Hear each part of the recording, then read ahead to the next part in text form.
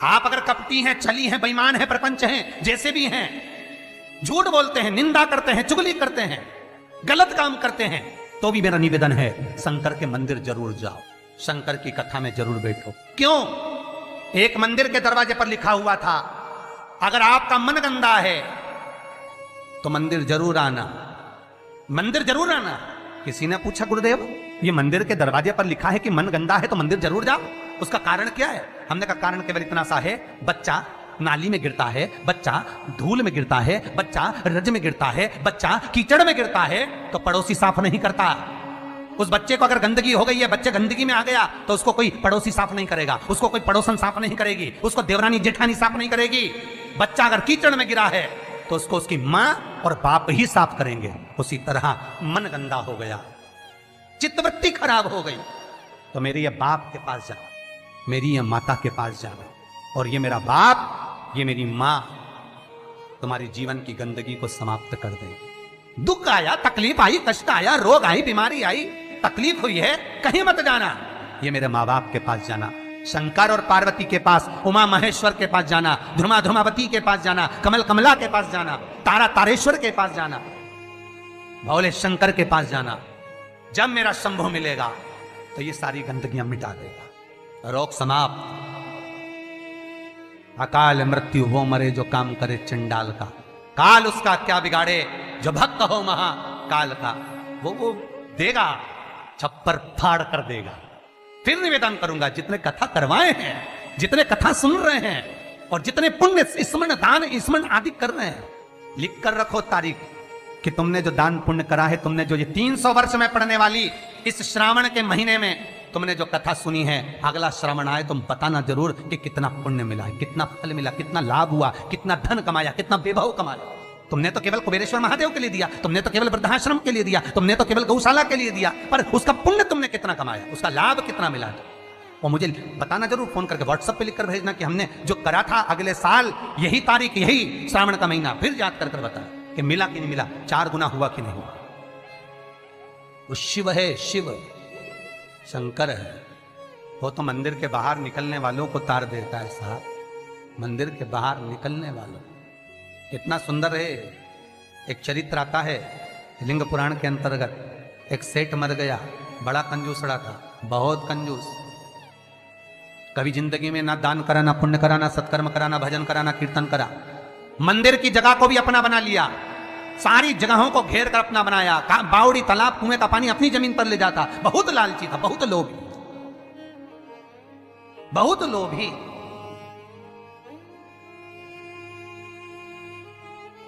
बस उसने अपनी पत्नी से एक बात कही थी कि मैं मरूं तो इतना सा करना, एक इतना सा काम करना कि किसी शंकर के मंदिर के बाहर कचरा पड़ा हो, धूल पड़ी हो, मट्टी पड़ी हो, उसको लाकर मेरे शरीर पर डाल दे, बस, और कुछ मत।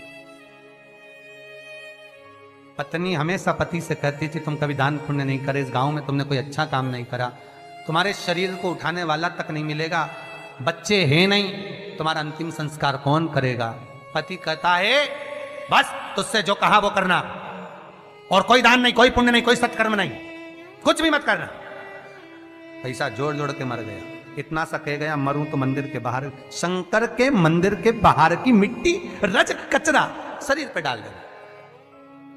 कोई गांव के लोग नहीं आए महाराज, पत्नी गई, केवल मिट्टी लाकर शरीर पर डाल दी। लिंग पुराण कहती है भगवान शंकर के गण स्वयं नीचे आए, गांव के लोगों का रूप रख लिया, उसका अर्थी तैयार करी, शिवधाम अर्थात शमशान लेकर गए। तो पत्नी पूछती है तुम कौन हो? गांव के लोग तो आए नहीं, तुम हो कौन? शिव के गण कहते हैं भगवान ये तुम्हारा सेठ है ना, गांव में दान नहीं करता था, बाहर दान करता था, हम बाहर से आए। अच्छा, मेरे पति को शमशान तक ले चलो। ले गए। कहते हैं शंकर के दरवाजे की मात्र रज, मात्र कचरा, मात्र भूमि की मिट्टी शरीर पर पड़ी थी। शंकर शमशान के दरवाजे पर खड़े होकर उसका वेलकम कर रहे थे, स्वागत। कि पूरी जिंदगी भले तूने नरक बाड़े में निकाली, पूरी जिंदगी भले लूटने में निकाल दी, पर अंतिम समय सुधार लिया। अंतिम समय को सुधारने का भी एक क्रम हमारे शास्त्र कितनी सुंदर बात कहता है महाराज, कितनी सुंदर बात। 3 धनभागी हैं, 3 धनभागी हैं। पहले नंबर पर भीष्म पितामह, जो भगवान कृष्ण के दर्शन करे, जिन्होंने भगवान कृष्ण का बचपन से लेकर जवानी तक का दर्शन करा। दूसरे नंबर पर धनभागी हैं दशरथ जी महाराज, जिन्होंने राम जी के दर्शन करे, राम दशरथ जी के घर में जन्मे। कितने किस्मत वाले होंगे। और तीसरे नंबर के किस्मत वाले धनभागी हैं गिद्धराज जटायु, जिन्होंने प्राणों को त्यागा तो राम जी की गोद में त्यागा। शास्त्र कहता है इन 3 धनभागियों में, इन 3 किस्मत वालों में भी प्रबल किस्मत वाला है गिद्धराज जटायु। क्यों? क्योंकि भीष्म पितामह के प्राण छूटे जब कृष्ण सामने नहीं थे। दशरथ जी के घर में भले राम जन्मे, पर दशरथ जी के प्राण छूटे तब राम सामने नहीं थे। और गिद्धराज जटायु, जिसने जीवन भर मांस खाया, पर जब प्राणों को त्यागा तब राम को सामने पाया, डर गया। बचपन गया जाने दो, जवानी गई जाने दो, अधेड़ी गई जाने दो, पर बुढ़ापा मत बिगड़ने देना। बुढ़ापे में शंकर के चरण पकड़ ले, शिव के चरणारविंद पकड़, मैं कहीं नहीं जाऊंगा। बीमारी भी दी है तो तूने दी है, सही करेगा तो तुम्ही ने दर्द दिया है, तुम ही दवा दो। मृत्युंजय है तू, जगत का भोलानाथ है तू, सबसे ऊंचा तू ही बैठता है। जहां दुनिया समाप्त हो जाती है वहां से तेरी शुरुआत होती है। लोगों का जहां एंड होता है शमशान, वहां से वो शुरू होता है। जहां दुनिया का एंड है वहां से तू शुरू है। तो तू साधारण नहीं हो सकता भोलेनाथ। अगर मेरे चरण में कष्ट आया है तो तू सही करेगा, मुझे विश्वास है। भरोसा रखना। रोज शंकर के मंदिर के दरवाजे पर बैठकर शंकर पर 5 बेलपत्र चढ़ाकर, 1 बेलपत्र उठाकर चबा चबा के उसके ही दरवाजे पर खा, घुटने भी सही कर देगा, शरीर भी करेगा। बस उस पर विश्वास, उस पर भरोसा। बस शंकर है और मुझे पूर्णता विश्वास है कि वो मुझे हारने नहीं देगा। तो नहीं हारने देगा, नहीं।